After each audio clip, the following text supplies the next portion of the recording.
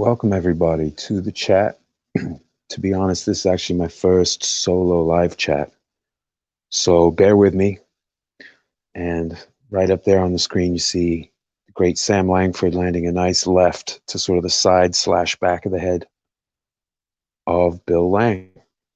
Bill Lang was Australian heavyweight champion. He also fought for the heavyweight world championship against Tommy Burns and lost. He'd also fought the great Jack Johnson early in his career and lost. I can't remember if I think Johnson might have given him his first loss early in his career, years before this. So this fight happened in 1911, early 1911, and Langford absolutely beat down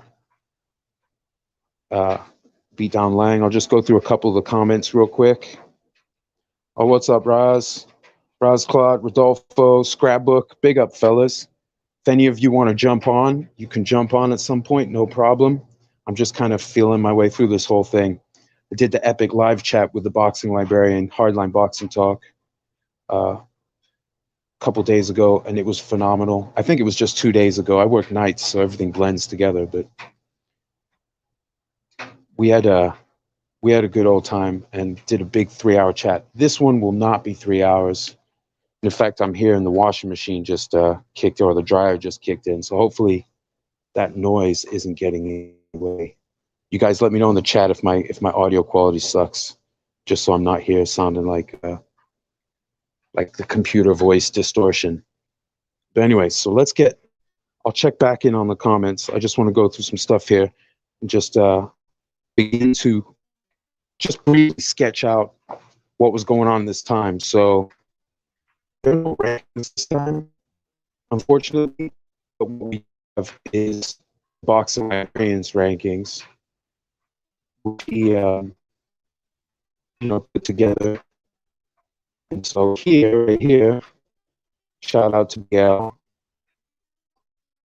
If I can get this up. Here we go. Here are the boxing librarians rankings. Hold on. Hit all kinds of sorry, fellas. Bear with me. Is this the connection?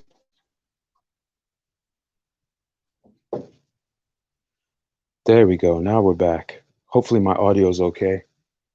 So this is how the boxing librarian deemed the pecking order to be in the 3 years. These are year-end rankings, and they're done in the manner of the ring rankings. So BL put a ring champion. So at the end of 1908, Jack Johnson finally got a world title shot against the Canadian Tommy Burns, Noah Brusso, but Tommy Burns in Australia. Hugh McIntosh promoted the fight. I believe he also reffed the fight.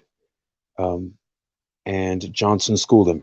And Burns wasn't an overly large heavyweight. He was an excellent fighter, but Johnson was a large heavyweight at that time. He was extremely strong and incredibly gifted and just good at shutting people down, figuring them out, spoiling whatever they were trying to do. And he could also hit, but it was said of him that if you didn't hurt him, he might not hurt you. If you went at him, Johnson could really go. He wasn't someone who had to crush everybody. He was happy to just school somebody. There's a great photo. I think it was from his fight with Jeffries, where he's just grinning. He's in the clinch. He knows he's got the fight under control, and he's just grinning at the crowd. But anyway, so 1908, at the end of the year, Jack Johnson is now the ring champ, and Sam Langford, per BL, Sam Langford is the top contender. And if Al Kaufman in there, Tommy Burns, the ex-champ, and Bill Lang at number 4. And then rounding out the top 5, you got Joe Jeanette, the great Joe Jeanette. Now, at the end of 1909, you have Jeanette as the top contender to Johnson, followed by Langford and fellow all-time great Sam McVeigh, and then Bill Lang also in 4. So if you're looking at the end of 1909, so coming into 1910, Lang's been a top 5 by the boxing librarian's measure, which I trust more than my own measure. I mean, this guy really knows fights. So if someone else wants to do a top 10 ranking for heavyweight, I'll look at theirs too. But as far as I know, The boxing librarian has blessed us with this, and he alone has blessed us with this. So I'm going with this. So Lang's been top 5. Langford has been top 5. He's been top 2. And then at the end of 1910, Langford is now number 1. Cal Flynn is 2. And then Porky Dan Flynn is number 3. Jim Barry, number 4. Fireman Jim Flynn, number 5. And McVeigh, Jeanette, Tommy Burns, so on and so forth. So Lang, he was the hotness. He's dipped a little bit. And he was actually coming off a disqualification loss when he came up to when he came over to fight Langford in London. But if he had beaten Langford, he would have been the guy. And realistically, Jack Johnson's looking for white hopes to fight to make the best money. And so if you're a white dude and you can beat Langford at this point, when the whole boxing world knows he's the top contender, just as the whole boxing world knew that Jack Johnson was the contender for years to the white heavyweight champions.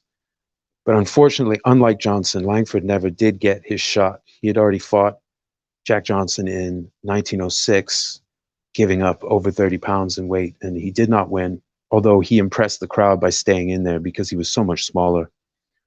And Johnson, is a fantastic fighter, but as the colored heavyweight champ, he was fighting lots of heavy-duty guys. When he became the world champ, quote-unquote world champ, he didn't want to defend the color title. And he was doing other stuff. He was making money with appearances as well as with fights, but he wasn't always taking the toughest fights out there, just like we see today. Johnson was making money and living his life. So, without relitigating whether that was fair or not, it's obviously unfair, but just talking about where they were, is all these guys are scrambling, fighting busy records, trying to be the next contender to the great Jack Johnson. But the world wants, the establishment wants to see a white guy beat Johnson. And Johnson isn't too hot on the idea of fighting, Jeanette, Langford, or McVeigh, because he fought them before they were in their primes. I don't know if any of them were over 21 or 22 when the last time they fought Johnson.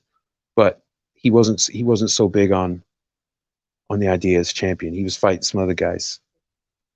So at this time, coming into 1911, Langford is the guy, right? And Bill Lang wants to be one of the guys again. So they set up this fight in London. Hugh McIntosh is promoting it, the same guy promoted Johnson Burns in Australia. And later on, McIntosh, by the end of the year, he would be promoting Langford in Australia. He would fight a notable series against Sam McVeigh.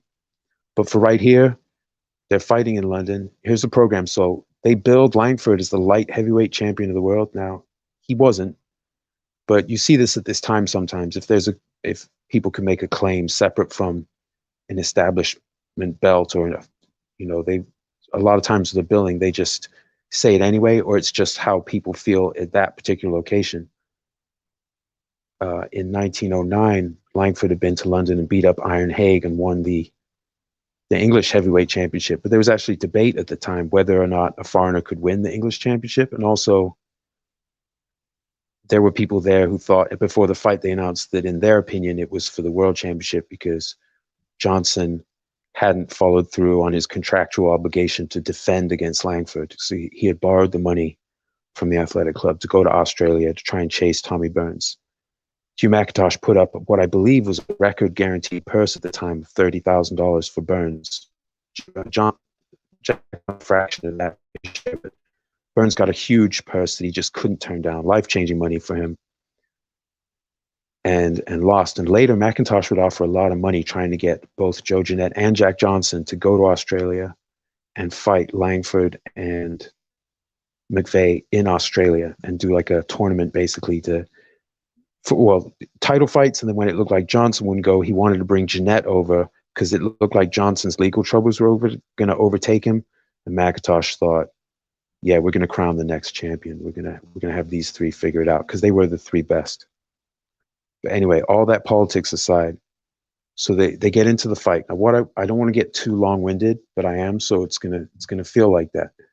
But for this specific fight, just to touch on the things, so we've gone through Langford being one of the top dogs, right? Lang was previously one of the guys in that discussion. He was this win away from being that guy in discussion Again, even though he got DQ'd for hitting his prior opponent when he was down, he got disqualified in the first round. And now they're fighting in London, so they're fighting under the British rules. That means there's no holding and hitting. There's no fighting from the clinch. And it looked like when they were clinching, they weren't actually wrapping limbs around each other and pulling on each other, so they're not necessarily allowed to even clinch. They're pushing on each other. So it's very clean. They break clean. And in the footage, Langford's consistently holding his right hand up as Lang's pushing on his left hand, so that to show he's no fouls, no stuff. So here's Langford here on the left. He's a short guy. He's 5'7.5", and in the middle there is Georgie Byers, who was middleweight and heavyweight champion in his day. And at this point, he's retired. He's the head trainer for Sam Langford. On the right-hand side there is Bob Armstrong, and he was a colored heavyweight champion. He was also a top training partner and trainer for some of the biggest teams. He was one of the top guys. He rolled with that team. He was, I don't know if he was Langford's primary sparring partner, but he was one of his. And actually, in the lead up to this fight between Bill Lang and Sam Langford, I guess Lang was able to sneak in and look at the sparring. It was actually Bob Armstrong was the first guy that Langford was sparring that he knocked out and blew a kiss to him. If I can find that in my book, well, without losing any coherence of what I'm saying, I'll read the quote. Yeah, I'll look to find it. If I struggle too many things, this is going to be just a long mess. But if I read some quotes, it's from this book here on the left, Clay Moyle's excellent book, Sam Langford, Boxing's Greatest Uncrowned Champion. I give that 110% recommendation. I've read it, I don't even know how many times now, but I use it for reference. That's why it's all crazy looking and ready to disintegrate. But I will read some things, possibly some excerpts from this, either things that the book is quoting or me just quoting Clay Moyle himself. And that's all under fair use. All this under fair use. It's just for education and analysis. You know, there's no money in this. So to circle back, so we have Langford, and the photos of Langford, Byers, and Armstrong, that's from around that time. That's pretty much what they look like. So let me just slide down here. I am going to pull up. So what I've got is two clips, two little exchanges, if you will, from the fight between them. There are only 3 fights I'm aware of Langford's that are filmed.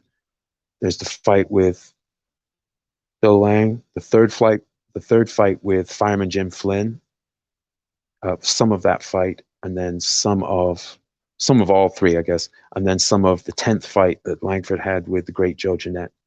So this one, we're looking at the Lang. So there's not a lot of footage of Langford. There's a little bit of training and goofing footage and some stuff from when he was very old, short clip. And that's it that I've seen. So, but what I'm going to do is just isolate very small exchanges and see what we can extrapolate out of that just from seeing him handle these specific, you know, that they're all outliers because Bill Lang wasn't a McVeigh or a Jeanette. And when they fought Jeanette, their 10th fight, Jeanette and Sam kind of knew each other. So their approach was honed in from having fought so many times.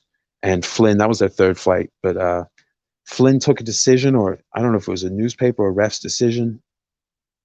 It might have been 2 judges in the ref, but anyway, Flynn got the edge in the 2nd fight, but in the 1st and 3rd fights, he got brutalized.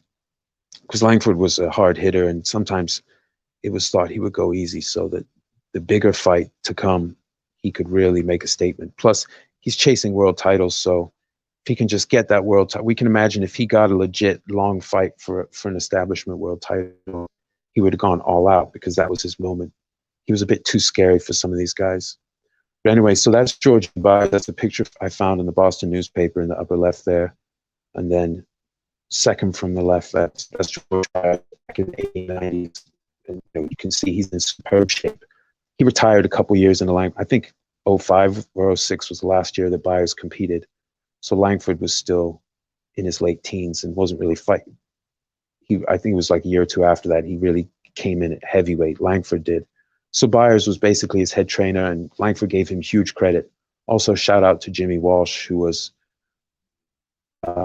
bantamweight, an excellent bantamweight who was affiliated with the gym Langford was first at, who showed him a lot of things and uh, apparently started him out. But Langford also gave a lot of credit to Byers for showing him the tricks of the trade. He also apparently learned things he said he learned some things directly from Joe Gans after they fought. Certainly while they fought, but afterwards he said Gans showed him some things. And he learned obviously from his battles with greats like Barbados Walcott, but also Walcott's brother, Belfield Walcott, apparently was friends with Langford and showed him some of the tricks that his brother had shown him. Barbados Walcott was one of the greatest little guys of all time. He's sort of an earlier era version of what Langford would become, which is the little guy that was scaring a lot of the big dudes and able to be competitive above his natural weight with regularity. Pretty crazy stuff. So in the bottom there, those bottom two photos in the center, that's Bob Fitzsimmons, another guy who could fight above his weight. And apparently Langford, that was his hero when he was a kid, although he said it was because of the name Bob, which is his dad. So, but he picked a good guy to idolize. So here's another photo of Bob Armstrong in helping that dude in the middle train. I'm not sure who that is, to be honest, but Bob Armstrong was a serious guy, and the size of those gloves. But anyway, so Langford's preparing at a high level. He's also like comfortable enough in his abilities to be lighthearted. So before the fight, they did like a little exhibition. He had an exhibition with young Harry Tracy right there on the right. He got battered around. He got knocked down, but the ref outrageously called it a draw. So they hoisted him on his shoulders. So they made up afterwards. But yeah, Harry Tracy on the right there got robbed of a knockout of Sam Langford at a time when no one else could. So this is what Langford's 1911 ended up looking like. You can see Langford's third fight in. And, so Langford in January fought Joe Jeanette. That's the key fight he had to the Langford fight in February. And it says, the DQ in 6 rounds. Now, I did the live chat with the boxing librarian a couple of days ago, and I listened back to part of it, and I realized I made it sound like Bill Lang fouled out by hitting Langford in the nether regions. But Langford slipped and he hit him while he was down, but during the fight, he had hit him multiple times, and there's a quote from Langford talking about Clem Royals look on Sam Langford. Never fouled a man in my life. Hit me low 3 times. See my protector. That would tell you. But I didn't care about that. I would have won in another 2 rounds. He could not have stood up against me for very long. That terrible punch of his was a snowflake. It wouldn't hurt a baby. I wasn't knocked down. I just slipped, that's all. And I'm sorry a foul ended it. I don't like to express my opinions, but I have them about a man who hits another when he's down. So that's what Langford had to say about the dirty tactics. Now, before I show this clip from the fight and get into just a brief glimpse at his genius, because he's giving up about 30 pounds to this guy. This is what, again, this is from Clay Moyle's book. Moyle writes, British sports writer Trevor Wingnall reported from Wingside, and within the book, he's now quoting almost yesterday from 1949.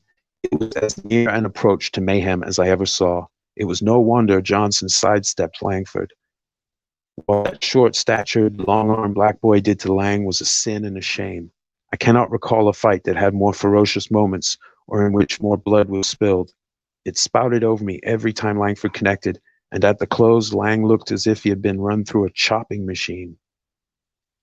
And that pretty much, and Lang retorted with, well, to paraphrase him, he said he got too excited and that he was planning to take over in the later rounds. But everybody in attendance, saw that it was a bloodbath. And so, even the ref, it was like a mercy stoppage. When he fouled, under the British rules, it was a foul, and the crowd had called foul when he hit him when Langford slipped, and he hit him when he was still down. But the ref, I think it was Corey, was the ref, Eugene Corey.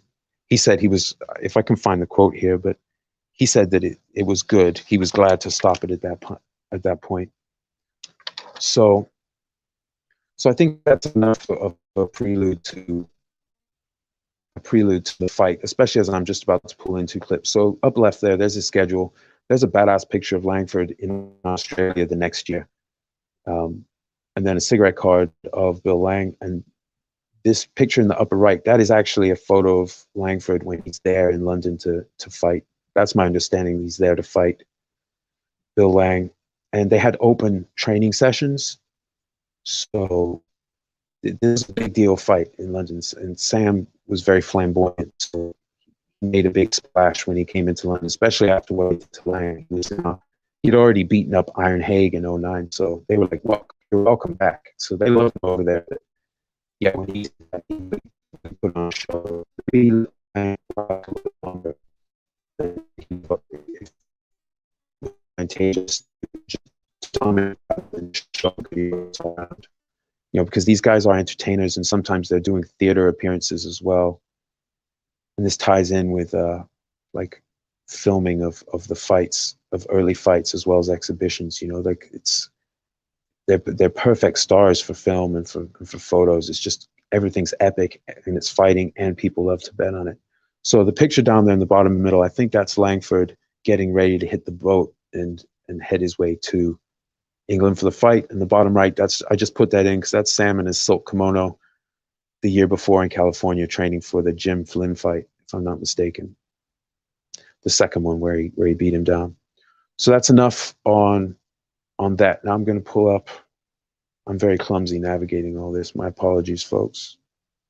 Okay, so here's the first one that I wanted to look at. Remember the rules, no hitting in the clinch. So hopefully it won't stutter with my connection here. So you can see as Lang's pushing on him without clinching, Langford rips a left and a right to the body, right there. Left under the arm, the right just grazes him with the uppercut. But look, he steps square with a catch and counter. He steps square to Bill Lang, and he's a smaller guy by 30 pounds. You see that? That's butter right there. Come on now. Smacks the jab hand away. Lang's already holding his right hand out, trying to stuff whatever Langford's going to do because they're not allowed to fight in the clinch. But Langford hits him right over the arm. And that's beautiful technique right there. That's some beautiful old school technique, especially that, see, he's square here because he's punching up from the ground. But normally there, someone would bring their front foot forward. Langford just steps his rear hand. And you can see in the footage of the fight, I'm still editing the full fight breakdown. You can see that Langford is cutting off the ring because he's completely unconcerned, because he can do things like this. He can catch your punch or bat your punch away. And he has long arms. He has almost, I think Lang actually had a bit of a reach advantage. In the next clip, there's a thing where they both jab and Langford eats the jab, and I think he just falls short.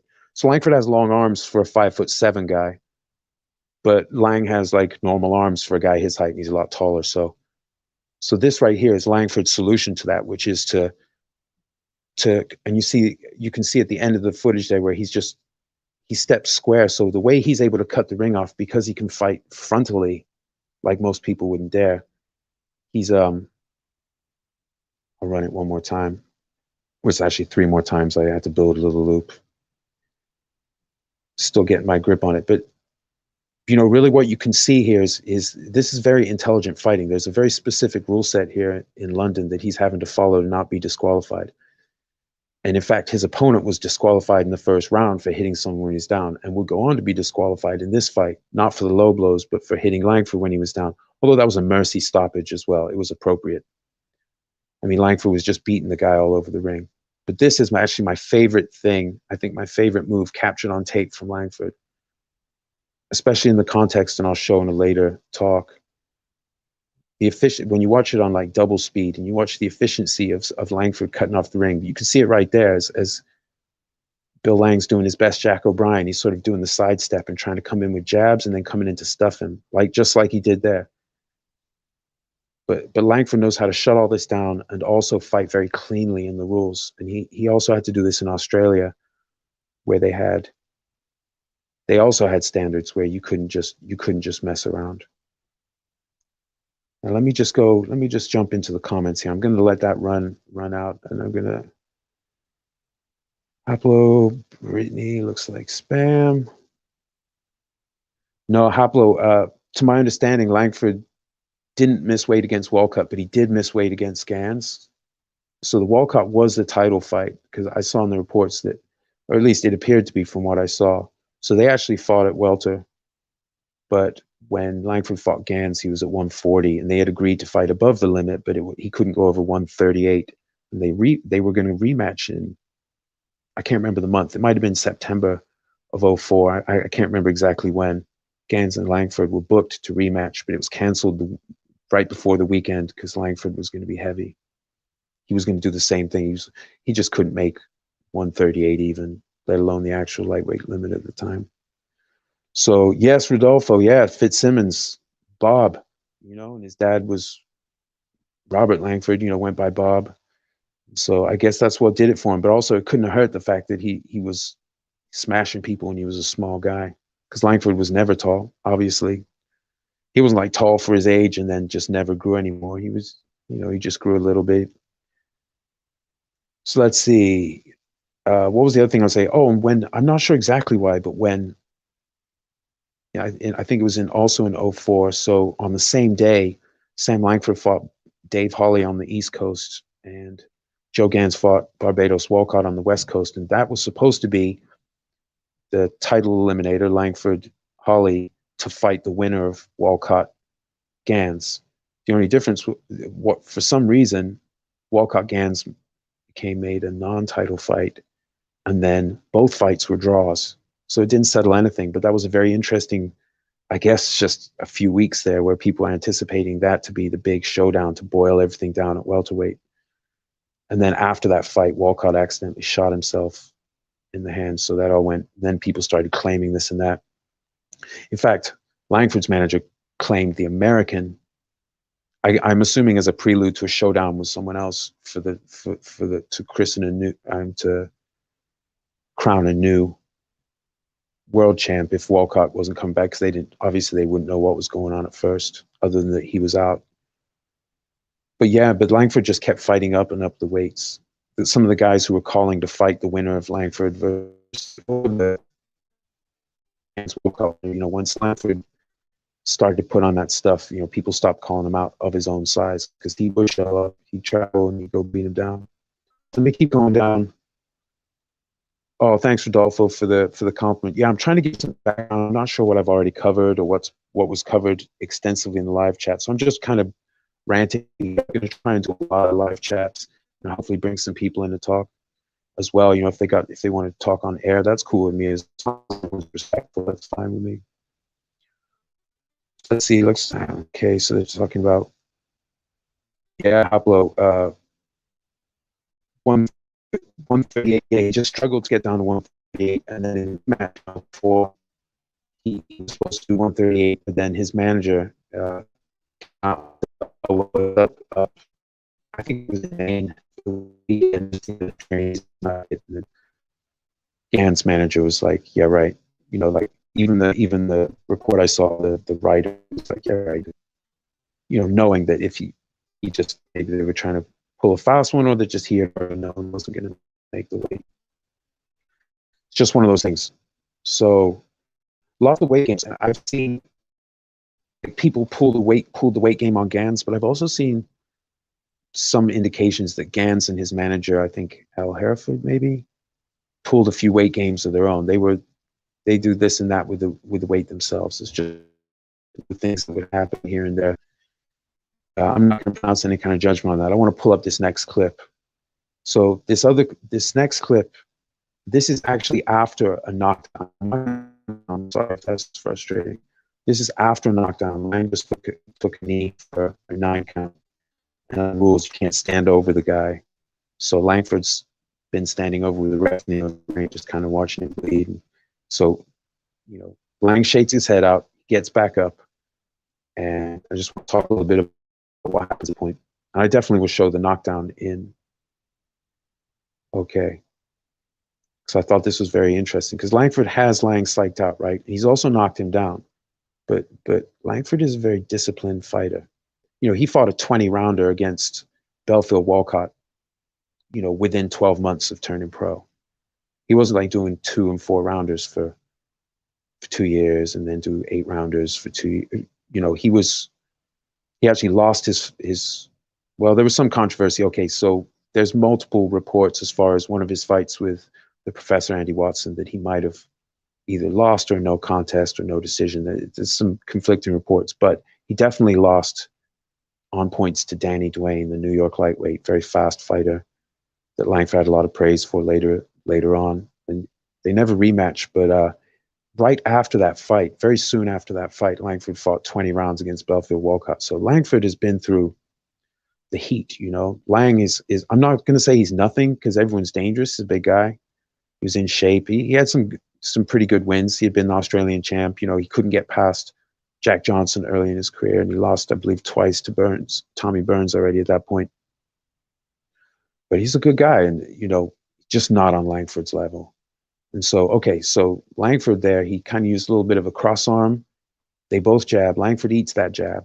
And then if you see right there, Langford actually taps the jab hand of Lang right there before he launched that right. So look, right there. See, he just parries it right off. Nope. A little cross arm, cross guard almost.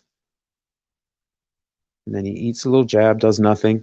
He's trying to jab the body, just feeling his way through.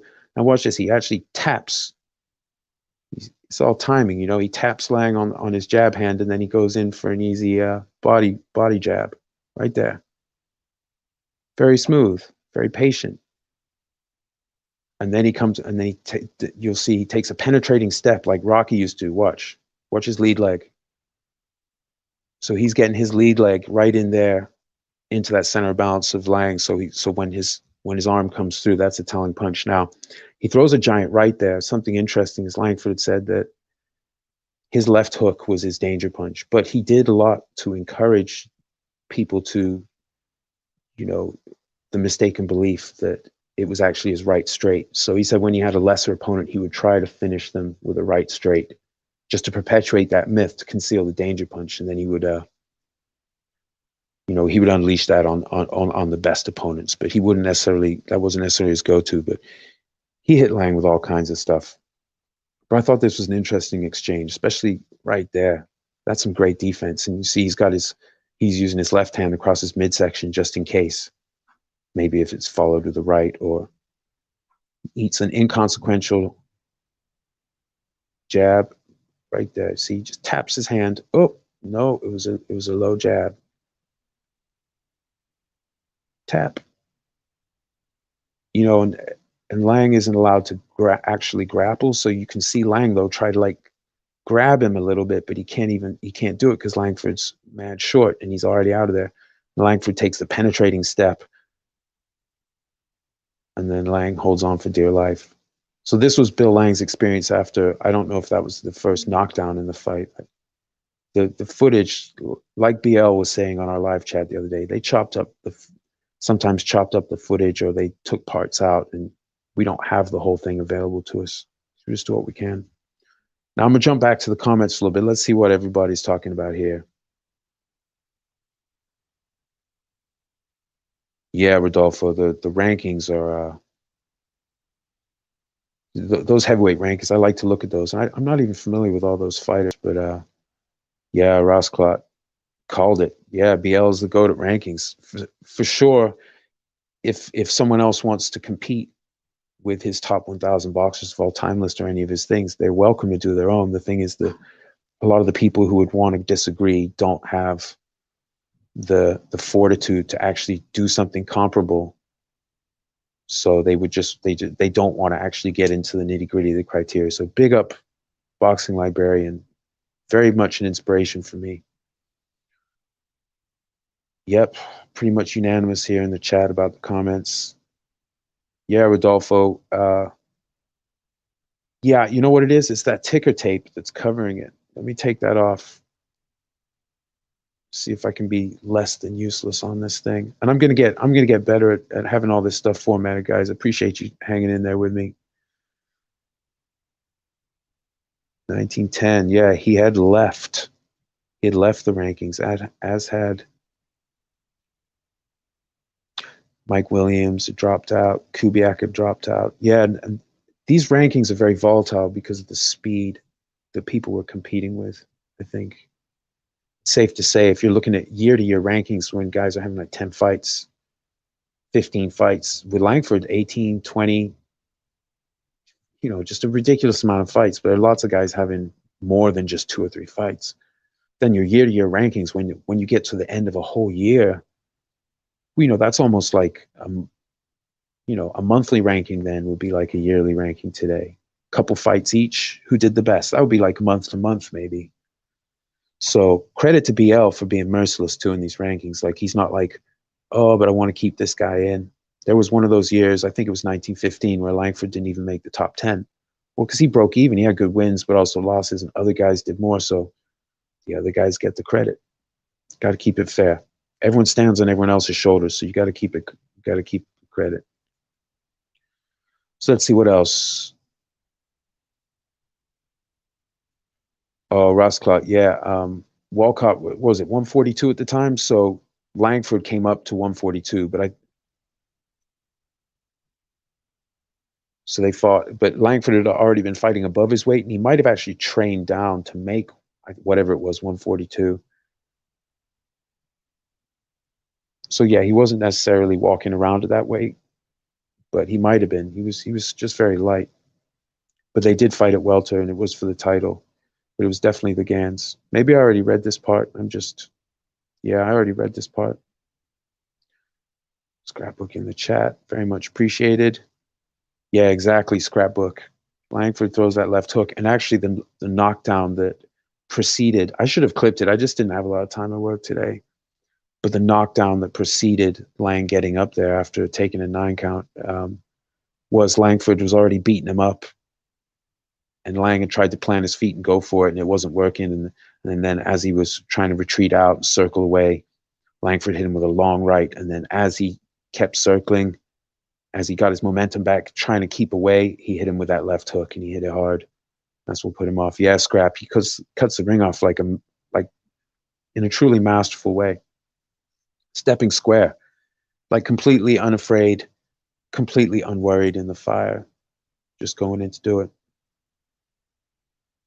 Yeah, Rodolfo, that's what I think. Like, monthly then, roughly, monthly then, or every 5 weeks then, maybe will be a year now, just with some of the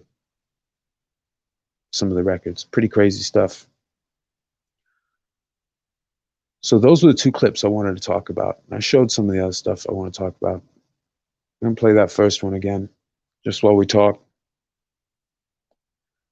Appreciate everyone tuning in. 38 minutes in. I feel like I haven't said anything worthwhile, but this is fun. I'm still getting a grip on StreamYard, and there's a lot to talk about with Sam Langford, to put it mildly, and also because he was very entertaining. There's a lot to think about how he navigated his path through life, because he had a very difficult childhood. And although he was in the right place at the right time, being in Boston, right when Boston was one of the key places to make money fighting. I think California was the key place, but Boston was right up there. Tons of clubs, tons of venues. So he had the opportunity to fight some weeks, twice in the same week, once at least in 1903, back-to-back nights in the Boston area, right within, like, near Cambridge, which is just next to Boston, right within the area surrounding where he lived. So it wasn't just that, because there are probably some hard men today who would fight 10 times a year if they were allowed to, but the promotional cycle and also the athletic commissions and things, it's just not tenable under normal circumstances. But under normal circumstances in Langford's day, when he started out at least, you could totally do it. And that's how he ended up with this ridiculous run. Like, I put together, some of these were multiple fights, but I put together a little graphic of, oh, that's right, I got to turn the video off to show it. I'm still a rookie at this. This is a little graphic. These are just some of the different people that Langford had beaten, fought, because he didn't beat Jack Johnson's dead center there, but some of the notable people that Langford had fought leading up to this fight. But some of those are multiples. Like, he didn't just have one fight with Jack Blackburn, Dave Holly, Andy Watson, young Peter Jackson, Joe Jeanette, Jim Barry. A lot of these guys turned into repeat customers, and just not Jack Johnson while he was the champ. And some other guys. I mean, once he was of a certain size, he's not going to be fighting Dave Holly. Like, it wouldn't be a fair fight because Langford was growing. Some of these guys fought like Joe Gans. He moved up to welter a little bit to fight Barbados Walcott, but he was pretty much a career lightweight. So he could always make that weight. And so that was part of his concern with Langford coming in heavy, I think. Let's see what's going on in the comments. I'll flip back. Yeah, exactly. Haplo. Yeah, draw with Walcott, 15 rounds. And I guess Walcott started off strong, then Langford was taking over. And then according to Langford, he sort of retorted to an insult that Walcott had said to him, kind of whispered something in his ear, and that pissed Walcott off. And then Langford said he was spending the rest of the fight trying to survive the last few rounds. And the ref called it even. But in that time, between different referees, I've seen some debates in the papers at that time talking about what should constitute, how things should be scored. So it wasn't, judging wasn't a monolith in this time. You had judges with different refs with their own criteria. You also had newspaper writers for the newspaper decisions. They had their own version of what would win a fight. So it's possible for them to not be biased, but still have different opinions. Like when Langford fought Jack Blackburn the first time in a prearranged draw, the Boston newspapers all said Blackburn got the best of it and reported that as such. If they wanted that hometown bias, they could have just reported the draw. They reported the prearranged draw and that Blackburn clearly got the best of him. So if they were going to do that with one of the hot favored sons of the city at that point, as far as one of the rising talents, because he had just beaten Joe Gans, so he had just, New England just had the come up, right? So you get, I believe, Blackburn was out of Philly at that time, so you get, if they were biased, they wouldn't give the Philly fighter a bunch of credit when Langford just beat, a guy who was already considered one of the all-time greats, and by many as possibly the all-time great, Joe Gans. The only way that he wouldn't come under that is if someone was looking at like open weight, like, well, what if everyone's a heavy fighting, got to fight the big guys? But as far as technique and style and cool-headedness and everything, Langford gave all the credit to Joe Gans, and a lot of people did. He was revered. He died young, very sadly. Let's see. Yeah, so let me see. Did I miss any of these chats? Guys, have you got any comments except for Brittany? Because I don't know what that kind of Sanskrit that you're writing with. Can I remove these? Doesn't matter. Clean up after. I'll figure out how to moderate the comments, or have some of you guys, if you're going to be regulars, maybe you can help me with it. But that's a graphic of some of Langford's opponents, and all of those are very tough people. Some of them are great, and a few of them are all-time greats. His level of competition was silly, which is how he could fight a guy like Lang, who was among the top collection of heavyweights on the rise. He's a regional champion. He won the Australian Championship, and in that day, today, unless people are unifying, you can have 4 different champs plus some lesser belts. You can have a bunch of different champs all at the same weight. So if you took that belt structure back to Langford's day, well, him, Jeanette, McVeigh, and a bunch of other guys, they'd all have some kind of version of a belt, right? And then they'd unify them or this and that. They didn't really have that. They had the color championship, heavyweight championship, and they had the quote unquote world title. And so Jack Johnson, when he beat Tommy Burns, he was actually, for a moment there, he was actually undisputed. Like, he was the champion. Not the colored or the white champion, he was the champion. But then when he didn't honor his agreement to defend against Langford, and then Langford, Jeanette, and McVeigh, basically, they were all started fighting over the colored championship. I think Battling Jim, some other guys got in there too on the action. So at that point, it was disputed again. If we just look at it in sort of sober terms, without rather than how people talk about it, just how it actually was, you had two champs again, and that was supposed to be the big fight. You know, pretty much it boiled down to like it should be Langford fighting Johnson, but McVeigh and Jeanette as well. They were fantastic talents and at the elite level. Like there was no question in people's minds, and you see people writing about it, saying that between Johnson and the three of them, they could beat all the guys. You know, and basically as a call to white people to, in some cases, it was a call to white people to draw the color lines tight and hope that the next generation, that you know, people get discouraged and you wouldn't have another generation of great black heavyweights. I mean, it didn't work out that way, but they still kept the color line tight at heavyweight. But at other weights, people could get a title shot. So it's just that people had to do more. Like a black man would have to do more to get this opportunity that someone else would. So, for instance, like, you know, Al Kaufman was one of the, let me pull this back up. Al Kaufman was number 2 in 08. And did he make the top 10 next year? No, the year after he did. He was number 2 again. Well, Johnson went to the fight that Al Kaufman had before fighting him, and he went to the fight and laughed at him and basically called it pathetic, as did a lot of people, like, oh, he didn't look very good. But then he actually fought him instead of fighting the other guys, you know, instead of fighting Langford, McVeigh, and Jeanette. So Johnson knew what he was doing. He was being very selective. He's not the only guy, for sure, who's been very selective. But in this time, the powerful texture of heavyweight at the very top, it was so stacked that I think it just hurts a little more. But there were sort of societal things going on with the white hopes and stuff like that. So they got drowned out, which is unfortunate because this is one of the richest times in heavyweight history.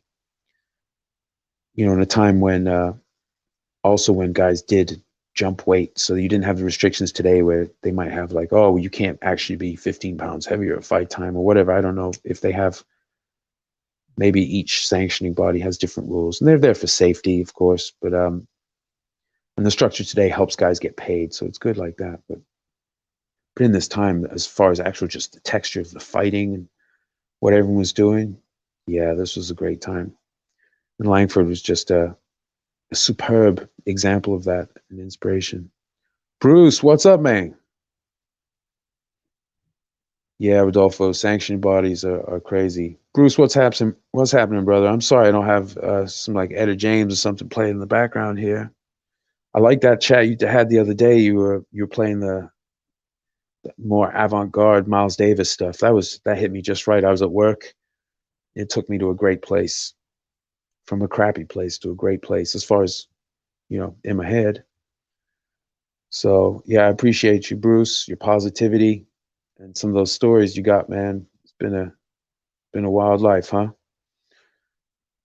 But Bruce, if you want to come on the channel sometime, come on and have a chat. We can sort that out. You guys are all cool. You know, the regulars. Yeah, good stuff, brother. And I'm gonna figure out, even if I have to sit here with the guitar, I'll put some music in the background because I play guitar. If I have to go upstairs and get my acoustic. So Scrapbook says Sam Langford displayed all phases of defense: caps, catch, slip, jab, move beautifully. Exactly, Scrap. And he, unlike many of his contemporaries, he could fight going forwards or backwards, side to side. Like he had options. And as we saw in that clip, he stepped square to him. He just landed he just grazed him with the uppercut. But instead of what most people do, which is step their lead leg forward and then have to catch up with the back or do it that, he just steps square to him to cut off the ring, to force him to do something, and parries with the backhand or catches it, slaps out the way, comes under it with his head and lands that gorgeous left with those gigantic arms, that gorgeous left right over Lang's right arm. And it's just poetry right there. I watch some of this stuff on repeat. Yeah, Rodolfo, play the acoustic. Man, okay, you guys hold on for a second. I'm gonna go get my guitar. I'm gonna stay on the line, but the signal might break up. So While I go grab my guitar, and I'll just play a couple licks before I shut this one down. I don't want to make them too long. I'm trying not to go over an hour on these because it can be a bit crazy looking. I don't want to look like a psycho. Like, let me talk for 3 hours. Okay, well, I'll be right back. Actually, I can talk. If I have the robot voice, that's fine, man. Just sample it and make a beat out of it. Yeah, I'll play you guys a little bit of guitar, because why not? Hopefully it's in tune. Oh, it's not even close. Hold on. Oh, man. You know what? I'm going to do guitar next time, fellas. Nothing's tuned except the electric, and I'm not about to plug it in while I'm trying to run a live chat. Maybe I'll do a couple guitar live chats talking about guitar technique. That could be fun. In fact, Bruce, if you want to come on, I don't know if you play, Bruce, but if you want to come on for the guitar one, talk some fights and music, and I'll strum. Check the comments here. Yeah, I promise, fellas, Rodolfo, everybody, I'll break out the guitar next time. I do appreciate you joining me, and I'd like to set it up where sometimes, like, if I plan these further ahead, because I've been getting over sort of the feeling uncertain, because I haven't done a chat by myself, and I feel like I'm just a crazy person ranting at my phone, even though I know you guys understand. I'm trying to present this. I know you understand, Scrap. You've done so many hundreds of videos, but maybe the first couple you're like, okay, how do I do this? So let me see. Let me take it off this. Let's put it. I want to see that again. Dig to the body. Now, on YouTube, part of the reason the footage is like kind of herky jerky sometimes, and it looks like Laurel and Hardy, Charlie Chaplin, like sped up stuff. I think they were hand cranked. So if you find the Langford fights on YouTube, this one at least, it's on several channels. If it's not been adjusted, if you put it on 75% speed, 3/4 speed, it's pretty close. It varies because I think they were hand cranking this, so it might be somewhere between 73 and 77% speed is the actual, the range within which at one time or another they're in real time. This is pretty close, although at the very end the ref's backpedaling a little fast.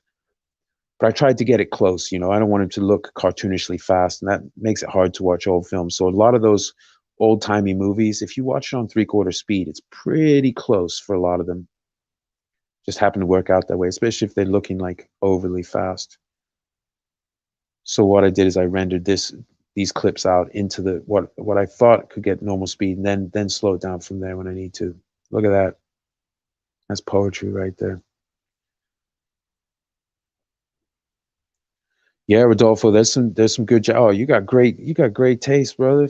70s soul and R&B, Isley Brothers, Earth, Wind, Fire. Teddy, you're only 18. Oh man, you got good taste in music and martial arts, Rodolfo. For 18, I'm old as hell, man. I'm more than twice your age. But I listened to music from before my time. The 70s were before my time, so I grew up listening to like 60s and 70s, and actually I really like the rock and roll and rockabilly from the 50s. Like not so much Elvis, but Jerry Lee Lewis, Little Richard, Chuck Berry. Who else? Bill Haley and the Comets, Buddy Holly, all that stuff. Big Bopper, love the Big Bopper. Platters. Yeah, Rodolfo. Scrap's got good taste, and sometimes I may not know the artist, but a lot of times I can pick out the melody. I'd be like, oh, listen to that. He's playing Autumn Leaves, or he's playing Someday My Prince Will Come, or whatever. There's, I heard Around Midnight in there one time. It might have been the Thelonious Monk version. Scrap, can you elaborate, Scrapbook, on shoe shine? Is that a slang for a term? Let me put that back on. I need to render like a 5-minute version of this instead of a 1-minute version. Just have it repeat more than 3 times. Which one did I have on? I had this one on.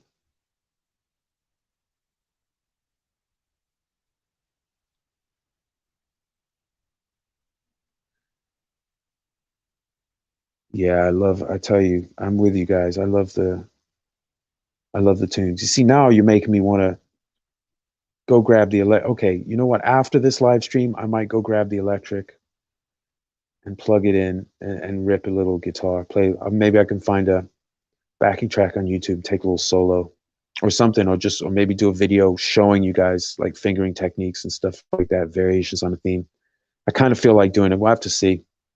My wife isn't back yet. When she gets back, I'm gonna be on. I'm gonna make us some food, some tasty drinks. I'm actually here right now sipping one of my. This is like I've got a quad espresso with just some mint flavoring in it.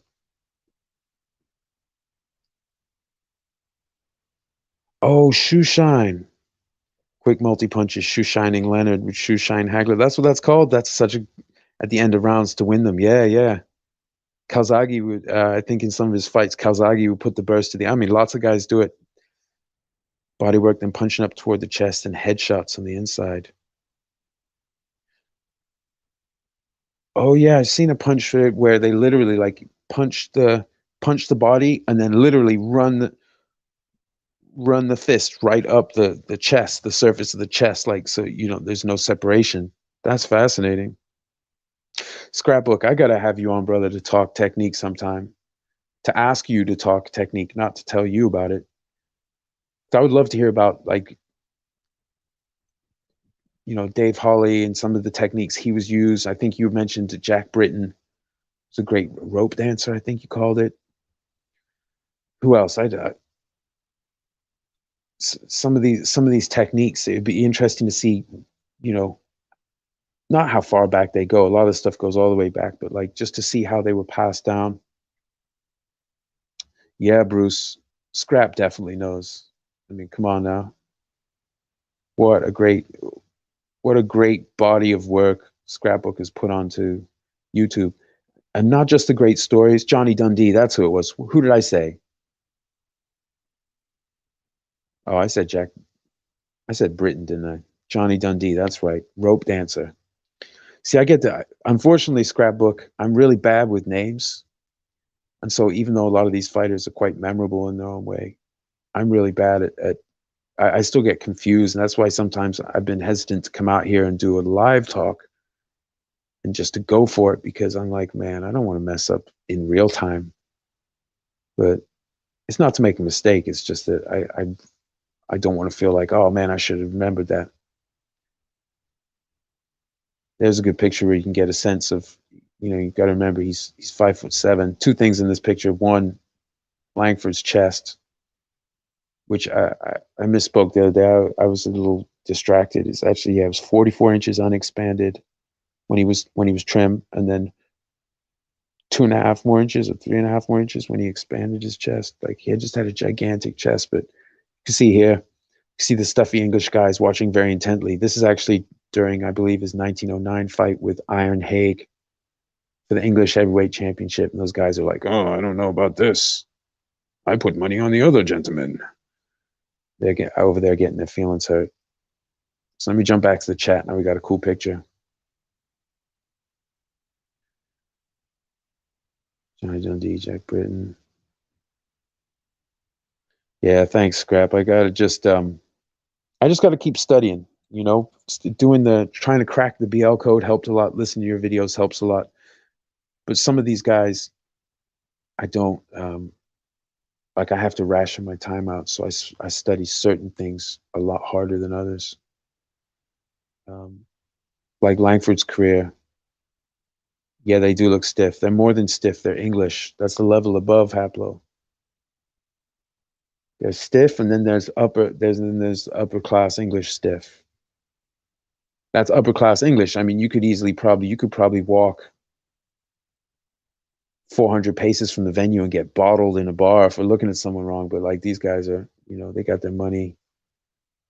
they're betting too. These are betting, these are betting types. So these guys probably have money riding on it. Like, oh, I got a good line on Lang. Well, this is the Iron Hague fight, but yeah, they were fine now. They were getting their feelings hurt, some of them, but not all. Langford had some. He had some supporters.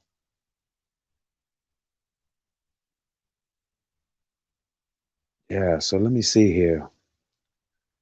See what else things. So there's other stuff I want to take advantage of just real quick. Like so, like StreamYard here. It'll let me put like if you look in the top right there, see it'll let me put like a little icon. But I got to format it. It's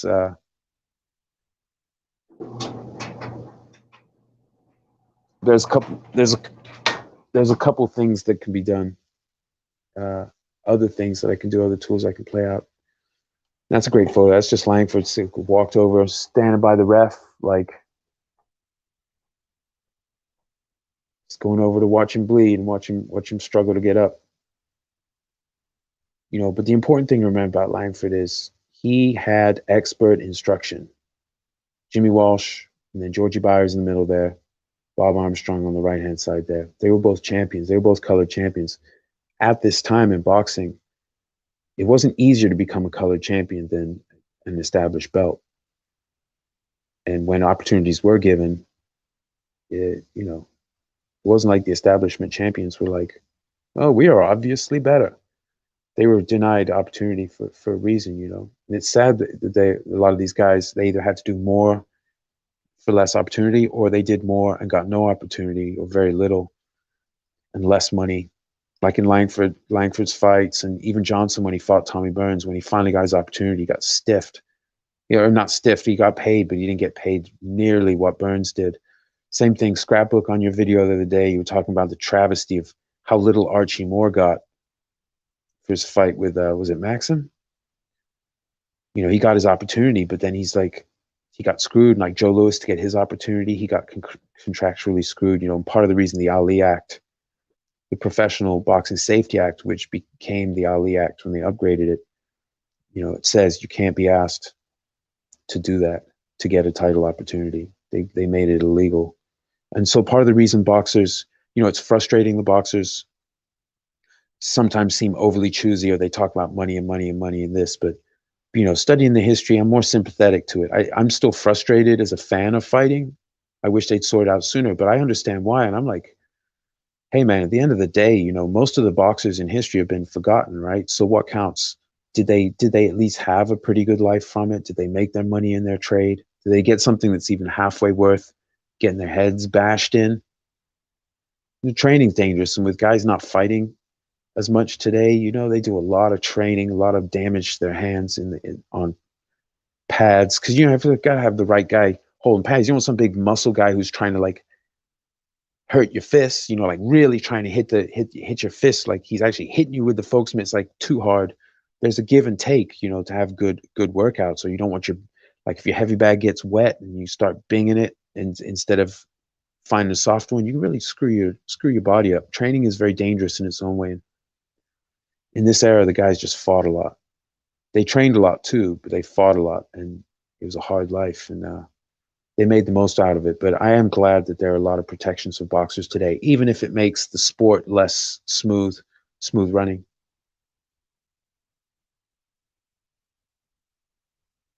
Scrapbook, you did Joe Louis and Ray Robinson.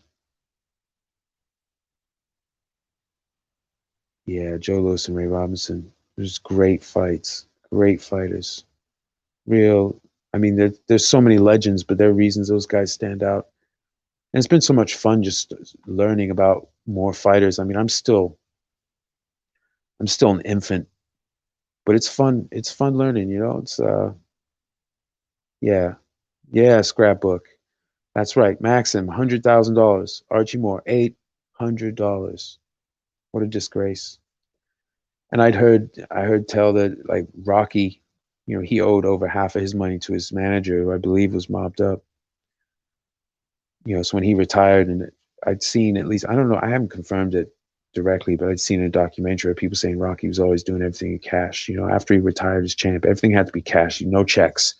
But I'm assuming that might be because he still owed his manager money. He had to give a piece of what he did on and on. Some of these guys get trapped in these things. Very sad. Ray Robinson was apparently he was famous for really putting it to the last minute requests and demands and things like that to get more money and things like that with promoters. But it's hard to work with. But there's a rich history of guys getting way too little for what they've been through. Yeah, Haplo, that was pathetic at the time. I mean, 100 grand was respectable, but like $800, less than it would cost him to get ready for the fight. Yeah, exactly, Rodolfo. Yeah, no checks, but I think that was because of his quote unquote representation. It was a serious time. It's been a serious time, like going all the way back to Langford's day, but it stayed that way for a long time. Pretty crazy stuff. Yeah, Hablo. That's where I see. I got to get used to putting you guys' comments on the screen because that's actually. Oh, I like those gloves. So that's actually. I want it to be more interactive. Like this is really. I guess this is the trial. I was going to do just a technique analysis. It was going to be like 20, 30 minutes. But this is cool. I'm talking to you guys. You chat. If anyone wants to jump on, anyone want to jump on the chat? If you guys want to, no pressure or anything. No pressure at all. But if someone wants, because I can just sit here and talk at your comments. I'm cool with that. Oh, really? Rodolfo says Marciano was the guy who got me into boxing back in fourth grade. I think was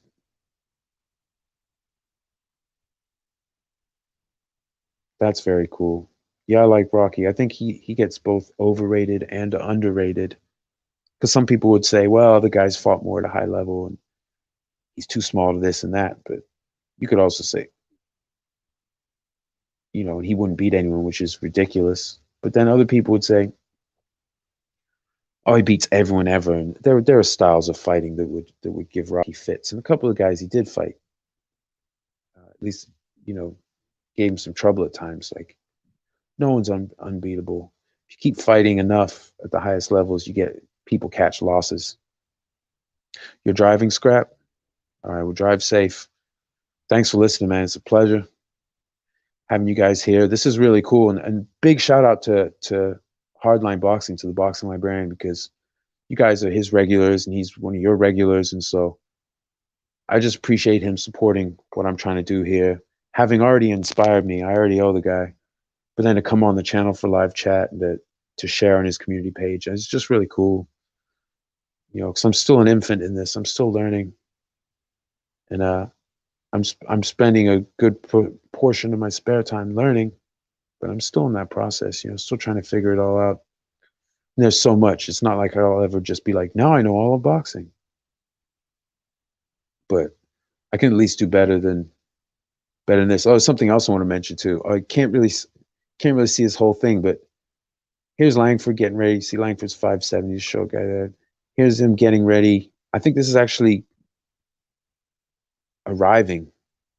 This might be arriving in the boat in London, but who is that dude second from left? Look how big that guy is. Man Mountain over there.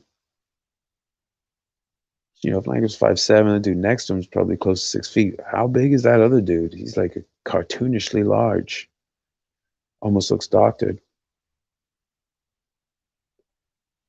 Shout out to Hardline. Absolutely. Shout out to Hardline Boxing. And shout out to you, Scrap. Because this fun, man. I love BL's videos. I love statistics. I love his sober look at all this greatness and the fact that he'll stand up for fighters to get their credit, Be great and not be the greatest. It's fine. There's room for lots of greats. We're adding them all the time. But I've got to say, Scrap, I love the music. I love your taste in music, but also that you're nice enough to share your collection. Let us peek at that epic collection. Which does take time. You got to lay these things out. I remember you were in the controlled environment with the latex gloves on, handling to show us your card collection, parts of your card collection, which was amazing. You ever want to break out the cards? Yeah, yeah. I don't think Jack was quite that tall. Although the page is a little bit, and unless the page was curved, because I know on the right hand side there when I took the shot. Yeah, I know it's a small sample, Scrap, but it's just really special that you're willing to do that, because I realize it takes, obviously it's your pleasure, but it's a lot of effort to haul these things out and get them ready and then do all the camera work.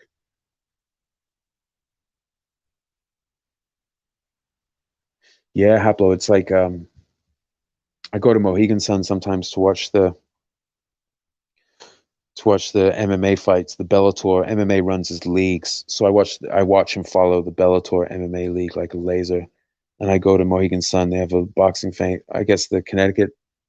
They have a section in the casino. It's, I don't know if that's the whole thing, but it's like the Hall of Fame photos. And I haven't, been there in a bit, but I'm gonna go look and see how many I can recognize, because Scrap just he's gone so deep into it, especially early era guys. Maybe it's a different collection of fellas, but yeah, his collection is something absolutely crazy.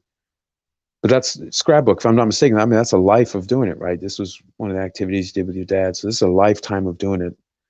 And being a fan that long, I mean, it's incredible. And I wonder if it gives you more opinions as time goes on, or if you end up with less opinions as far as what's going on today, because you're just aware of so much that's repeating itself. Are people like, oh, this guy, they have this problem?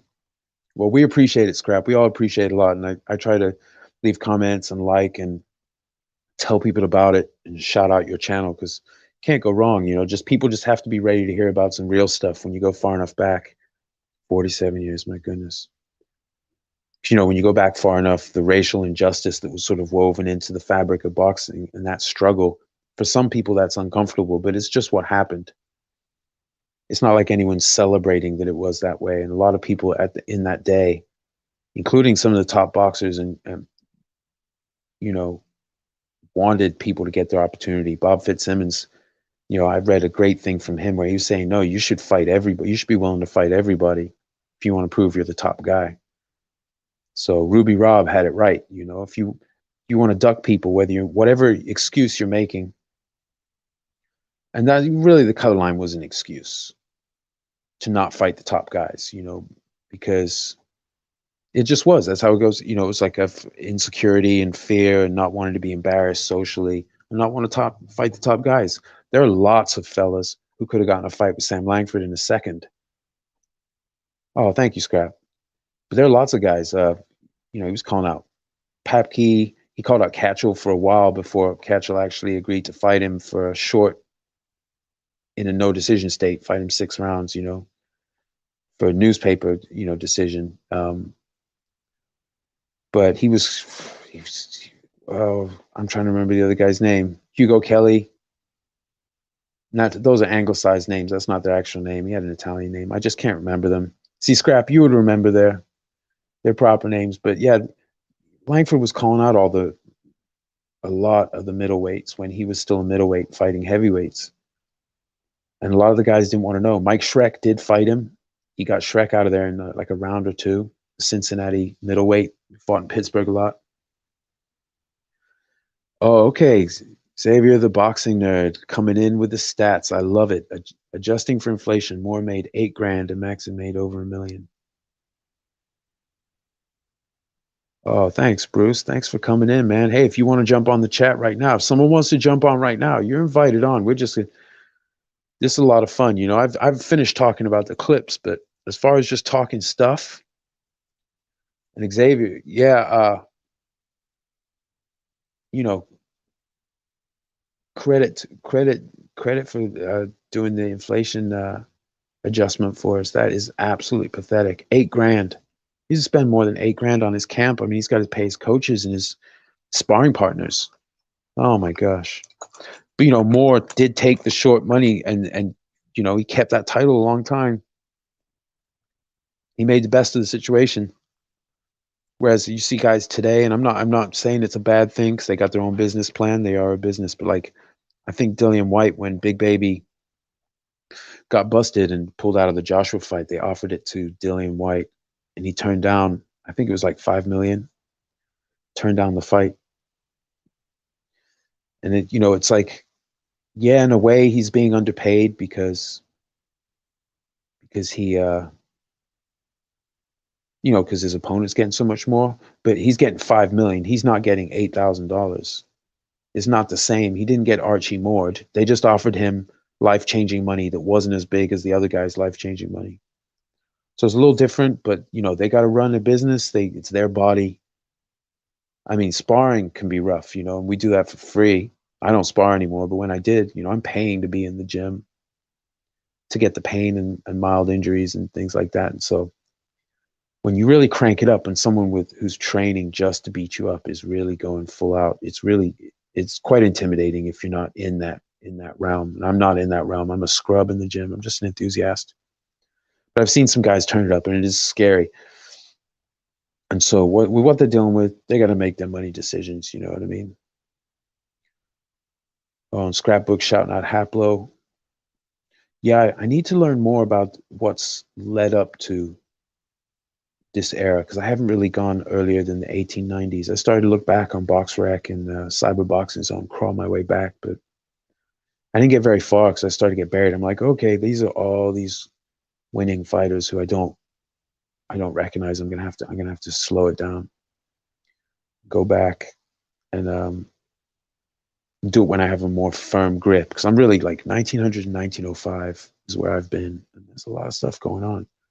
Still a lot of stuff I haven't quite understood because Langford just alone had a ton of opponents, and each of them has a story. So I'm just going bit by bit, but I did want to jump forward and talk about this fight with Bill Lang because it's one of the 3 fights that I'm aware of that we have the footage for.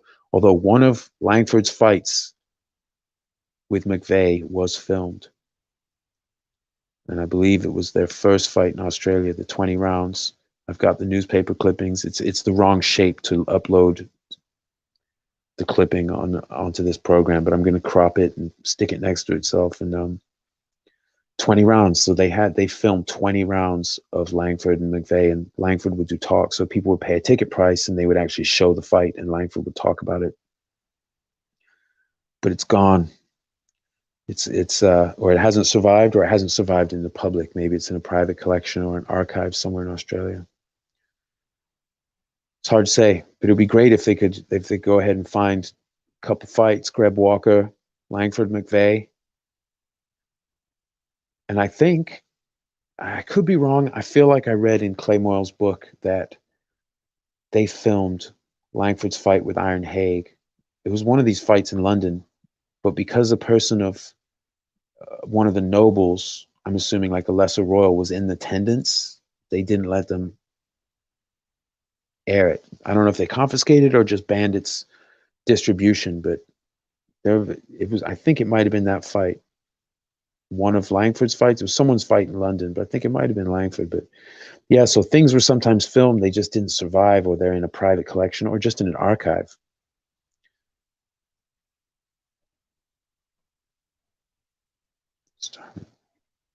You started with ancient Greece. All right, Haplo, I gotta go check your channel, man. I gotta make that my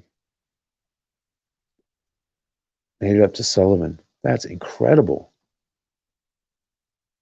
Okay. Okay. People watching now, obviously you guys are seeing this, but people watching after the fact, Haplotype 0. Is that the name of the channel that they're on, Haplo?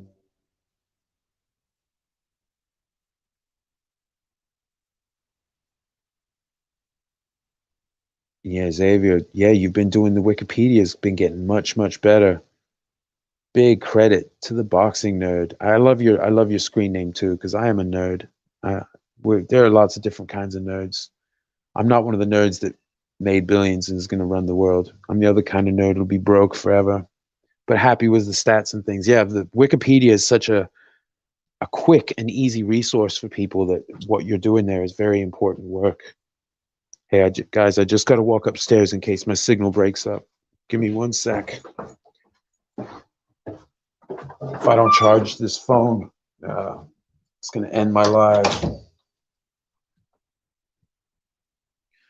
But yeah, that's really important work. I'd thought about doing some of those things, like updates for the MMA fighters in Bellator, but I just don't have time to craft wiki pages from scratch, or the inclination. It's not really my kind of nerddom. Yes, and Xavier, if I'm not mistaken, you had vids on your channel from Graveside. I've been meaning to send you that footage from the Gans, from not Gans, from George Dixon's grave. So when I did my when I started the live chat with BL 2 days ago, I was actually very close to George Dixon's graveside. I left. I didn't want to just sit in the cemetery all night, but I started off over there to honor him. It's not that far from here. And actually, Sam Langford himself, he's buried in Cambridge. Hold on one sec, fellas. Okay, and I'm back downstairs. I'm over here doing gymnastics in the middle of the live chat. You have to forgive me. I'm actually going to run these clips again. I should have made more clips. I think the next one I do, I'm going to get the whole fight as best as I can, or the whole footage that's available, formatted to a realistic speed, and maybe we'll just all watch it together. That could be a lot of fun. I feel like I should, you know, maybe, I don't know if you guys would be willing to jump back on if I shut, when I do shut this one down, if I tune up the guitar and come back, do a little guitar talk. I thought about putting some music on my channel, some music stuff, especially like with lead guitar techniques. That's one of the things I'm fascinated with. We'll see. I don't even really want to end the thing because you guys are having a good conversation in the comments. I'm like being an ungracious host if I shut it down. I'll throw some photos. So there's a, oh, I see now the comments are.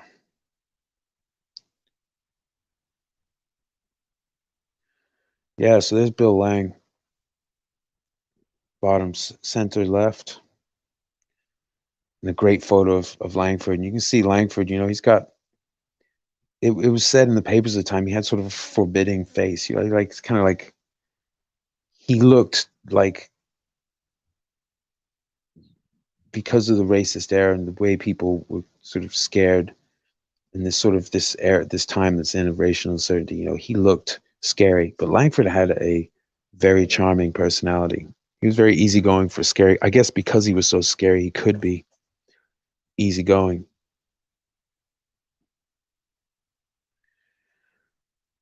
And Lang, I saw in the book, in Clay Moyle's book, they were saying that Lang's camp was very like grinding. He was serious. And Lang had said that after he snuck in and saw Langford ice several sparring partners, that he trained doubly hard. I mean, he really was trying to win this fight. And this meant a lot for him. This was stardom for him. You know, okay, so here's the quote. I'm going to go ahead and read the quote. And just to honor Clay Moyle's intense efforts at research, was excellent book. I'm going to stick his book up on the screen while I read this. Okay, so this is Clay Moyle talking, who then quotes a 1935 interview with Bill Lang. Speaking of the event many years later in a 1935 interview, Lang said, "Sam showed me all right. In fact, he took just 10 minutes to make me a nervous wreck. At the time, he was sparring with Bob Armstrong, a huge Negro. He knocked Bob cold in about 3 seconds. He did the same in rapid succession with 3 other sparring partners, with punches that traveled so fast, I didn't even know which hands he used. After it all, Sam looked up my way and blew me a kiss. That night, Mac," that means Hugh McIntosh, the promoter, "that night, Mac asked me what I thought of the tar baby. That black imp's not a fighter, I told him. He's a threshing machine," Mac suggested sweetly. He had it. After seeing Sam at work, Australia and home seemed very sweet. To make sure I did journey as a passenger and not as freight, I trained twice as hard from that point on. Only one fighter I ever met really scared me. That was Sam Langford. And Bill Lang is not the only fighter to say that Sam Langford was the only fighter that scared him. Jack Dempsey, I believe in his book, in his autobiography, said that Langford was the only fighter who really scared him. And that's purely on fighting ability, because Langford was easygoing. The only time he wasn't fun to be around is if he was trying to take your head off. or rip your body apart. He was equally adept at destroying the head and body. Scrap can second that. I mean, Langford could do everything. In that little clip I showed, he's jabbing the body, he's feinting, he's messing with the guy's head. He's playing a psychological game that fighters do to this day. And except, unlike fighters of today, his level of experience in professional fighting, with no headgear and the small gloves of the time, he he had the experience to really play games with people's heads. And so with someone like Lang, even though he's given up 30 pounds to him, even though he's given up many inches in height and some reach, yes, I have, Rodolfo. I did see that where he's joking about seeing the pretty girls go by. Yeah, and his voice, I guess so. I guess one of his nicknames was Thammy because he had like a bit of a lisp, but he had like that gravelly voice. So it was interesting to hear him as an old man, to hear his voice and try and imagine what he would have sounded like when he was younger. I don't know if that was just he had that kind of voice, or if that was partly from the cigars for all those years, because he was smoking cigars while he was fighting. Sometimes while he was, there were reports him getting his cigar in between rounds, getting a puff on it. But certainly at the end of the fight, his seconds, they gave him the cigar. Pretty well. He was quite a character. There's a lot to study. There's a lot of aspects of him that are notable and interesting. So I've started with a little bit of technique here. There are going to be lots of other things we can come up with, because I want to do a whole series of just analyzing Langford's technique. Now, some of this I'll have to go from the written word. I'll have to go from fight breakdowns, most of it, because there's no footage. But maybe there are photos or reports or what the fighters themselves said. So I'm just going to go through some of his fights. But this one on Lang is going to be multi-part series, because I'm going to take little groups of clips from the fight, and then also I'll do one where I watch the whole fight, where we can watch the whole fight and then watch, or I should say, the roughly 3 rounds we have of this fight, and then rewatch it in slow motion. That'll be a show. We can all talk and just see, because he's playing with them in a series, like I showed when he was getting up from the knockdown. But the series that led to that knockdown was pretty epic, and this was like he'd already been through hell. So credit to Lang for being in good shape where he got right up after the 9 count, because he had already been through a lot of stuff at that point. Like he got up quick, but he wasn't, other guys might have given up. But like Lang said, he trained super hard. This was his opportunity. If he beat Langford, he would probably be fighting Jack Johnson for the title.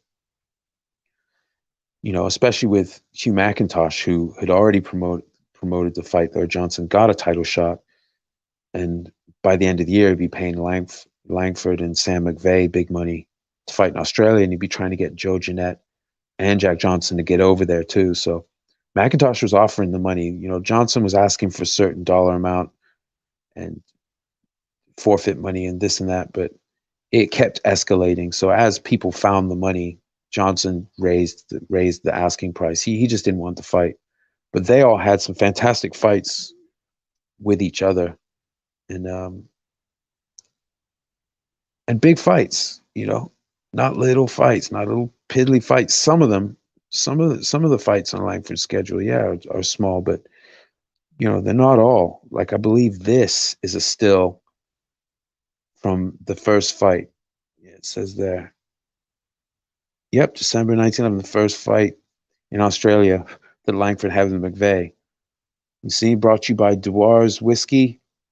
I don't know, Hansa for quality. I'm not sure what that is, but Spalding's some other kind of alcohol. The booze, booze and fights. Booze, betting, and fights.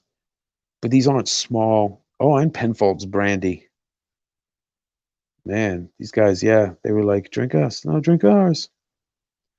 But some of these fights were big fights. These guys are a big deal. And within the realm of sporting. So look, fellas, I'm going to leave it on the stuffy English guys there. We're getting it's getting on. It's been about an hour and a half. It was a good show. I feel comfortable about. I probably need to have more slides prepared, and definitely more footage. I was going to do like a little 20 minutes on these 2 clips, but yeah, Beggar Sam, exactly, Scrap. Yeah, because he would be going looking people up. but not looking him up to intimidate him, looking him up to be like, hey, can we have a fight? Let's fight, because he was down. And Langford, being the consummate entertainer and boxing talent, yeah, that's true. I'll put that on the screen for truth. Like Langford was down to fight, and fight a lot. And so a lot of guys, like one of my favorite stories that I've seen it in multiple places, but BL had in his live chats where Langford was calling out both Sullivan twins uh, to fight him on the same night. Oh, thanks, Rodolfo. I appreciate that, young sir. Yeah, so Langford was like he came up in that era of sort of challenge matches. In fact, the rematch he was going to get, the second fight with Joe Gans the year after he had beaten him, fell through because he would be 2 pounds over again. And Gans went and did a challenge match with, I believe, Kid Griffo. If Kid Griffo could last 10 rounds or more, he'd get $100 a round from the athletic club, as well as, he'd get his purse. And I think Gans said he might have, I can't remember, there was something with maybe even giving up his purse. Like Gans was always, he was down to bet. Him and his manager were down to bet. So, that whole gambling spirit, sometimes it worked for or against a fighter. And that time it worked against Langford. He missed a payday and a shot at the lightweight champ, but he was going to be heavy, and he was too big for lightweight.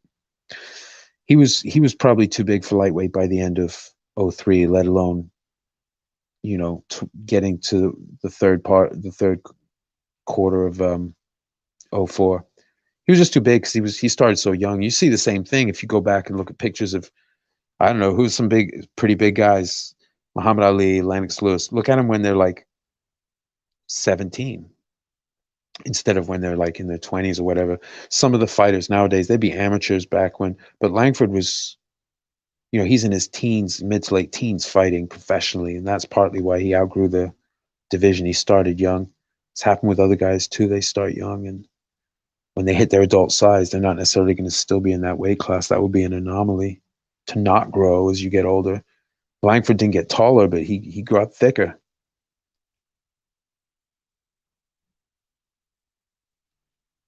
I wonder what's with these. These must be bots, right?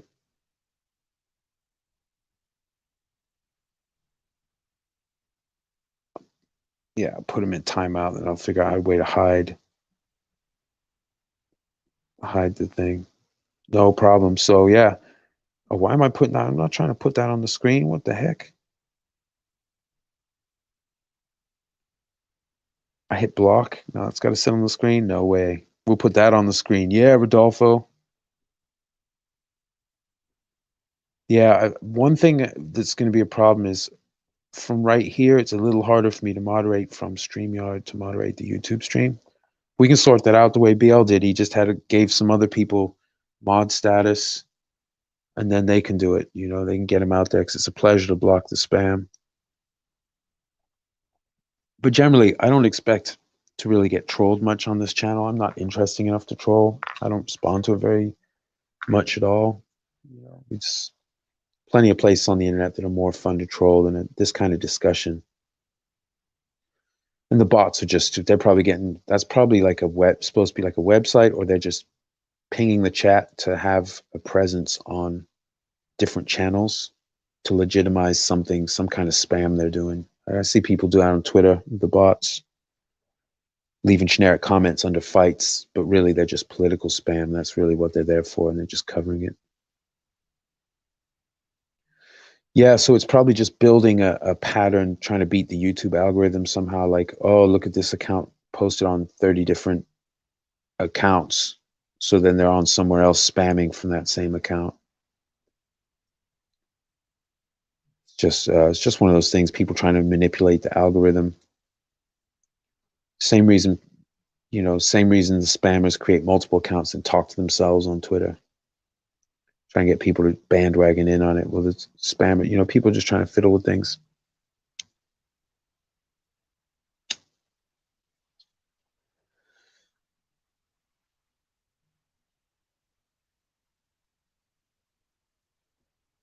Yeah, well, it's not really. Yeah, it's not this. This really isn't a platform. Rodolfo, for that's really conducive to trolling. Oh, it's porn sites. I see. So what? That's supposed to be like the end run around not posting a link. So if someone happens to think it's a porn site and then put that together, and then it'll take them to an attack site. It'll take their shit. Yeah, that makes sense, Bruce. I mean, it's a wild west sometimes online. I just take all. What do you mean winner take all? Oh, you mean the challenge match with the Sullivan twins? You might be watching if you're catching up, Scrap. Yeah, I was talking about that a few minutes ago. I believe that's what you're talking about.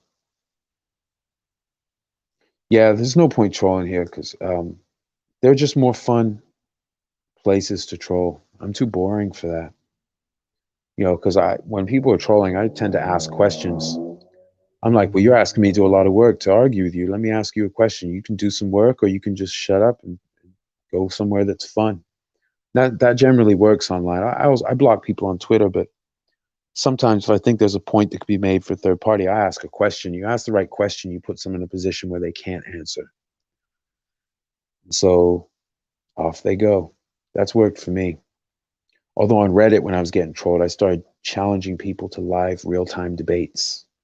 No talking over each other, no insults, just a real time debate. And no one, I had no takers because they're generally trolling the fact that I watch Bellator instead of the UFC, which is, of course, my choice.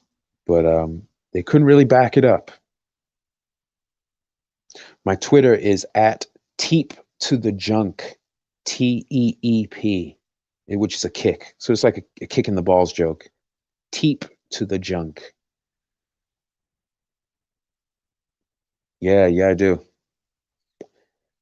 Yeah, it's Teep to the Junk. Let me see if I can do a little ticker tape thing here for it. Yeah, if you guys want to find me on Twitter, it's mostly just boxing talk and then mixed martial arts talk about Bellator. All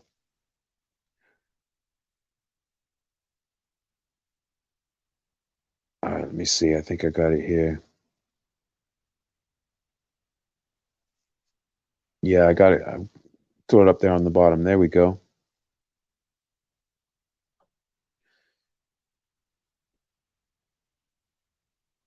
Yeah, great minds think alike, Bruce and Rodolfo. Yeah, you guys find me on Twitter. I mean, I talk a little bit of old school boxing. I don't really get into the drama of today's boxing. It's not my it's not really my thing. I mean, the thing is I like watching fights, but the drama, I'm already invested in MMA and what happens in Bellator, but I'm not really invested in anything else, and I don't have time or energy to become invested in something else. So this historical research, this is just an extension of me studying military history or other kinds of history, that music history that I'm passionate about. But I don't really have time to get involved emotionally in another league. What little feelings I have left right now from all the years of watching kickboxing and mixed martial arts, I can't spare any of those little feelings. They're already spoken for. But I do keep tabs on things, and certain channels help me keep tabs on things. EJ has a great channel to talk about topical content, but mostly I want to just tune into like Bruce. Bruce, I love your lives. I catch him when I can at work. Real chill stories, fights, just talking stuff, just good talking, good hanging out, man. I feel like I know you just from just listening to the lives. I haven't even talked to you before. And then obviously Scrap's channel, great conversational content with a serious history and an epic collection behind it. But just great conversation, Scrap. And I'm very excited for our upcoming. You really made my night, Scrap, on an already great night. You made you further made my night by saying you were open to doing a countdown for Harry Greb. So that's something I'm really looking forward to. I'll be studying hard for that. I think Greb's is going to be easier than Langford's because he didn't fight as many years. I think it's going to be easier to pick 5 years for Greb, but harder to pick the top 5 years to put him in the right order. If that makes any sense. All right, Bruce. Yeah, I'll follow you. It's Bruce Goes. Got you. I'm not going to try and do it right now because this is on my browser on my phone. If I go to any other page, it's going to reset it. I'm not sure what that'll do to the live. But this is fun. We've just been chatting. The last 35 minutes hasn't even been focused at all. It's been tremendous fun. I'm gonna have to try and do this more often. Yeah, Rodolfo. Yeah, it's a top five toughest years. Not necessarily the greatest years or the most winningest years, the toughest schedule. Top five toughest schedules for calendar years that Harry Greb had in his career. That's what me and BL were trying to do the other day for Langford. Not the winningest years, because that would be a different question. We're just because we had 1915 in there, and he had about as many losses as wins, I think.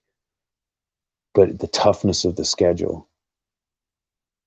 Yeah, you guys stick the Twitters in the comments here, and let's all find each other on Twitter. That's the main other platform I'm on. I used to be on Reddit a lot, but I've been taking a break. My research took over my Reddit time. Because I can't just be like sorry to the wife. You're never going to see me because I'm on the internet with the boys. That's not going to work.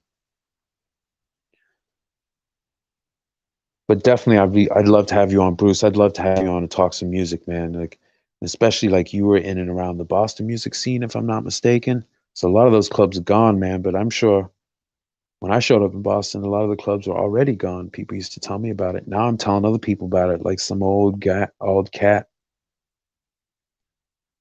Yeah, Scrap, big up, big respect, Scrapbook. Thanks for tuning in. Great to see you, my friend. Really looking forward to the Greb thing. I'll be studying hard. Me, you, and BL get in touch in the back. We'll find a proper schedule. I'm really looking forward to that. It's going to be an honor having you on the channel.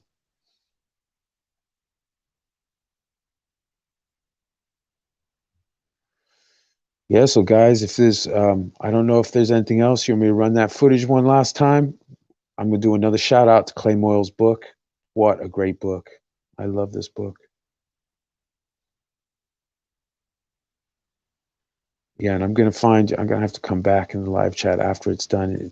I have it set to a live chat still available on a replay. So if you guys need to come back and reference it, find all of us in on Twitter.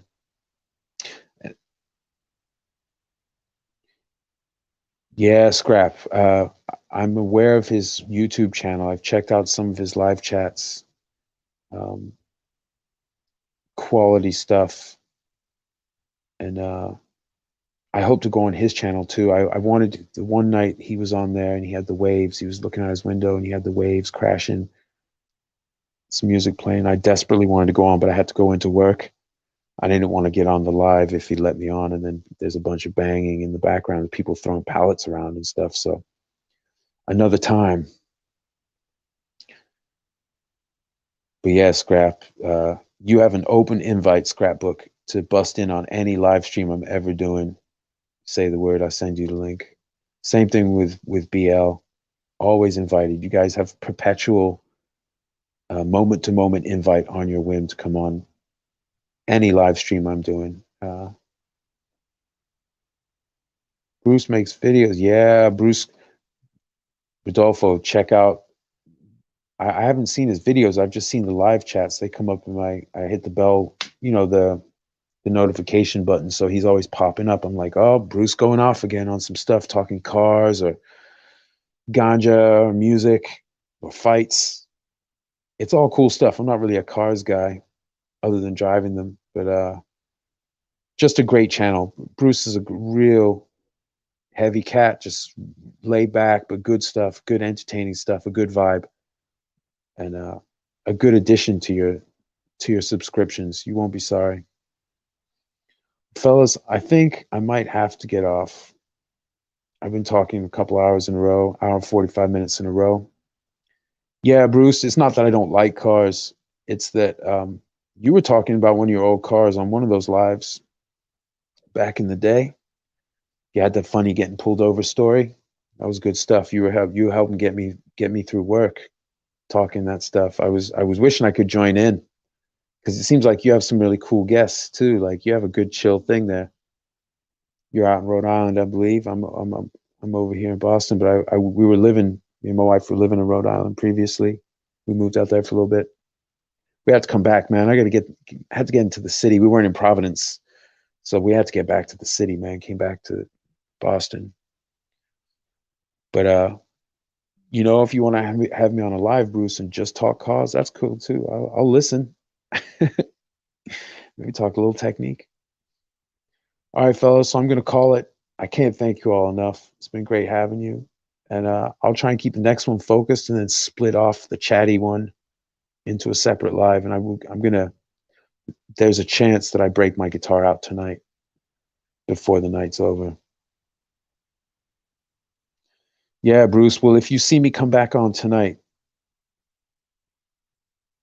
actually, Bruce, I think you were just talking about a car you had back in the day that you got a good deal on that you liked. I don't mean you're like a car expert. I'm a car simpleton. So I'm not really I don't have any stories about cars other than breaking down or me doing stupid things and getting a flat in an inopportune moment or having to do crazy stuff carrying equipment, music equipment on the bus, commuter rail, and walking with it because I didn't have a car for a long time. That's the extent of my experience with them, is just wishing I had one, and now I have one. I'm like, oh, costs too much. 70 Cutlass Rocket Ragtop, my baby. Yeah, that was the one I think you were talking about. It was good, made for a good show. It's good talk. Well, all right, for those of you tuning in after the fact, no, sorry. Oh, yeah, so you see, it's that same, look at that. That's that same friggin'. I'm just going to do a timeout because I'm going to figure out a way, because I think BL was saying that if you block them, people can still see it, but you can't see it. But if you hide them somehow, then they're gone. No one sees anything. That's what we're looking for. So I'll figure out the moderating thing, or we'll do like BL does. I'll give some people some mod powers. Well, thanks, everybody. Have a fantastic night. And I may be back with some guitar. If I come back with some guitar, Bruce, you come on, let's talk a little music, all right? All right, folks, thanks for tuning in. And I think we'll let Sam Langford lead it out with this beautiful body uppercut. Oh, look at that. The parry counter. I'm not sure what you call that. Catch and counter. That's what I call it when they do it in MMA once in a while. Functions a little differently with the little gloves, but same principle. Yeah, let Langford take us out. Yeah, and peace to BL. Big up BL. Big up Scrapbook. Bruce, Haplo, Xavier. Who else came on? Rodolfo. What else we got? Thanks to the spam. Thank you, spammers, for nothing. I appreciate you guys, and I might be back on in a few minutes. I'm gonna go see about where we got the amp put up right now. We haven't gigged in a little bit, so I gotta go find the amp. All right, y'all. Take care now.